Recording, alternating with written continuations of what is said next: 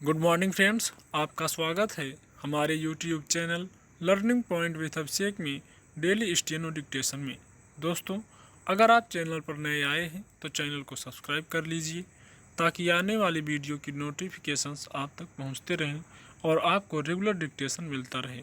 100 शब्द प्रति minute dictation start. Hindi के मूर्धन्य कवि सोहनलाल द्विवेदी ने जिस महान व्यक्ति का वर्णन करते हुए ऐसा लिखा है, वे कोई और नहीं बल्कि भारत के राष्ट्रपिता मोहनदास करमचंद गांधी हैं। जी हाँ, वही महापुरुष जो महात्मा गांधी के नाम से विश्वविख्यात हैं। करोड़ों लोग उनके बताए मार्ग पर चलने के लिए यूं ही तैयार नहीं रहते थे, बल्कि सत्य और अहिंसा की नीति का उनके पास बल था, जिसका प्रयोग कर उन्होंने भारत को ब्रिटिश साम्राज्य से स्वतंत्र करवाने में महत्वपूर्ण भूमिका निभाई थी। महात्मा गांधी का जन्म 2 अक्टूबर 1969 को गुजरात के पोरबंदर नामक स्थान पर एक समृद्ध परिवार में हुआ था। उनके पिता करमचंद गांधी पोरबंदर के दीवान थे। उनकी माता पुतलीबाई अत्यंत धार्मिक प्रवृत्ति की महिला थीं।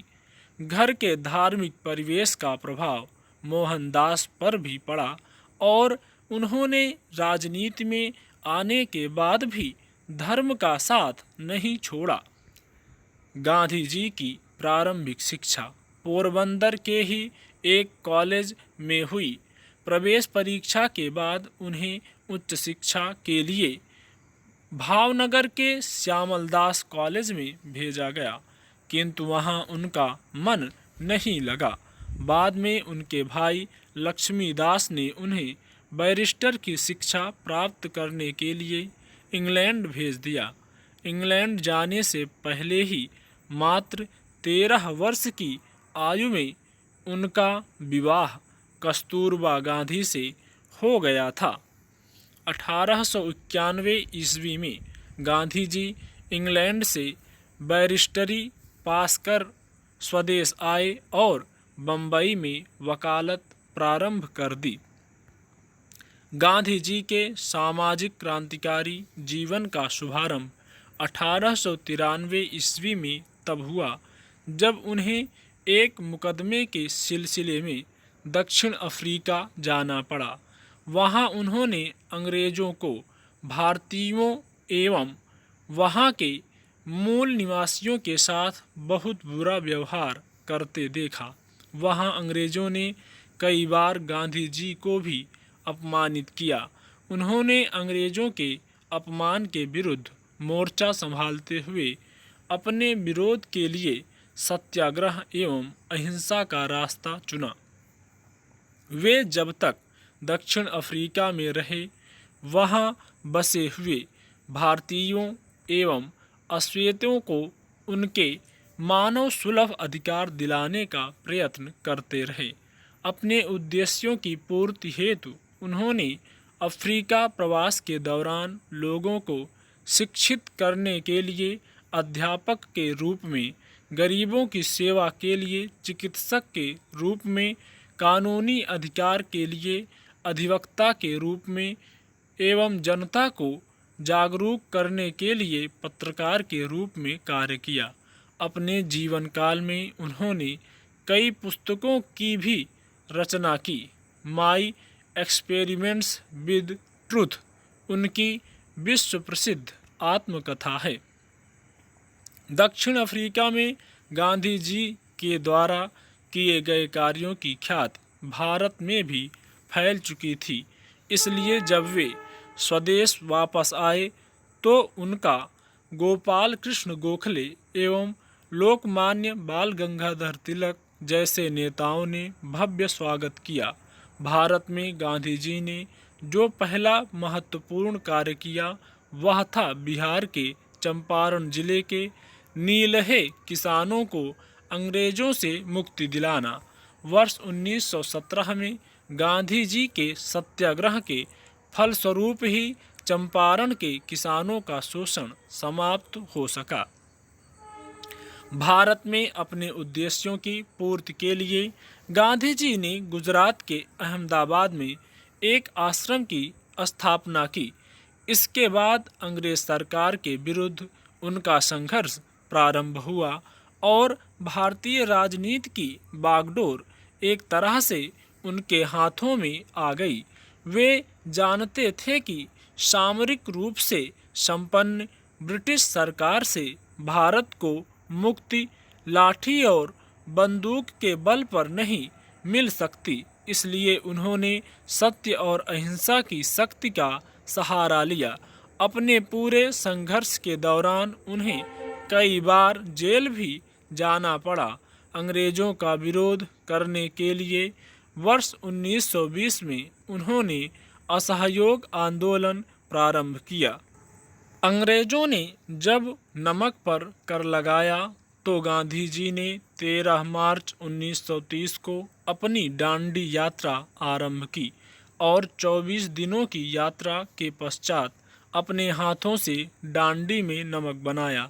इस तरह उन्होंने सविनय अवज्ञा आंदोलन चलाया। इस बीच वे गांधी इरविन समझौते के लिए इंग्लैंड भी गए, किंतु यह समझौता अंग्रेजों की बदनीयती की वजह से टूट गया। परिणाम स्वरूप यह आंदोलन वर्ष 1934 तक चलता रहा।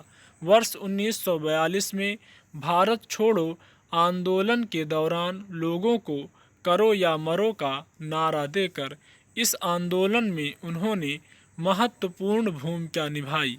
गांधी जी के प्रयत्नों से अंततः भारत 15 अगस्त 1947 को स्वतंत्र हुआ।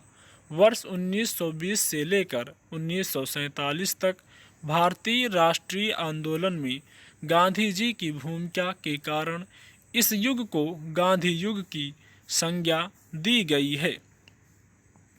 एक राजनेता के अतिरिक्त गांधी जी ने एक समाज सुधारक के रूप में जातिवाद, छुआछूत, नशाखोरी, बहुविवाह, पर्दा प्रथा तथा सांप्रदायिक भेदभाव को समाप्त करने के लिए अनेक कार्य किए। गांधी जी जीवन भर हिंदू मुस्लिम एकता के हिमायती रहे, किंतु आज़ादी मिलने के बाद वे इस एकता को बनाए नहीं रख सके। इसलिए धर्म के नाम पर जब भारत के विभाजन की बात शुरू हुई तो वे बहुत दुखी हुए। वे नहीं चाहते थे कि विभाजन हो, किंतु परिस्थितियां ऐसी बन गईं कि विभाजन को नहीं रोका जा सका। दुख की बात यह है कि गांधी जी को समझने में हिंदू और मुसलमान दोनों से ही भूल हुई। कट्टरवादी मुस्लिमों की प्रतिक्रिया में भारत में भी एक कट्टरवादी हिंदू संगठन पैदा हो गया। पाकिस्तान बनने के बाद भी गांधी जी पाकिस्तान के आर्थिक मदद करना चाहते थे। कट्टरवादी हिंदू संगठनों ने गांधी जी की इस नीति का विरोध किया। 30 जनवरी 1948 को जब वे प्रार्थना सभा में जा रहे थे, तब नाथूराम गोडसे नामक व्यक्ति ने गोली मारकर उनकी निर्मम हत्या कर दी। इस तरह सत्य और अहिंसा के इस महान पुजारी का दुखद अंत हो गया। गांधी जी भले ही आज हमारे बीच नहीं हों, किंतु उनके विचार प्रासंगिक हैं तथा पूरी दुनिया को रास्ता दिखाते हैं। गांधी जी के दर्शन के 4 आधारभूत सिद्धांत हैं: सत्य, अहिंसा, प्रेम और सद्भाव। उनका विश्वास था कि सत्य ही परमेश्वर है। उन्होंने सत्य की आराधना को भक्ति माना। मुंडकोपनिषद से लिए गए राष्ट्रीय वाक्य सत्यमेव जयते के प्रेरणा स्रोत गांधी जी हैं।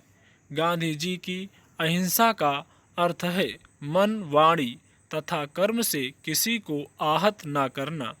उनका विचार था कि अहिंसा के बिना सत्य की खोज असंभव है।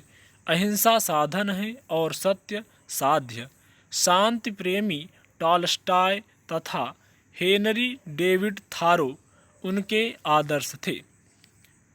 चौरी चौरा में तनिक हिंसा हो जाने पर गांधी जी ने तमाम आलोचनाओं के बावजूद देशव्यापी सत्याग्रह आंदोलन को स्थगित कर दिया। काका कालेलकर के शब्दों में गांधी जी सर्वधर्म समभाव के प्रणेता थे। वसुधैव कुटुंबकम का सिद्धांत और वेदोक्त सर्वम खिलविंदम ब्रह्म उनके जीवन का मूल मंत्र था। उनके हृदय में प्रेम और सभी धर्मों के प्रति आदर भाव था, इसलिए वे बापू और राष्ट्रपिता कहलाए। अल्बर्ट आइंस्टाइन ने सच ही कहा था, संभव है आने वाली पीढ़ियां शायद ही विश्वास करें कि महात्मा गांधी की तरह कोई व्यक्ति इस धरती पर पैदा हुआ था। स्टॉप।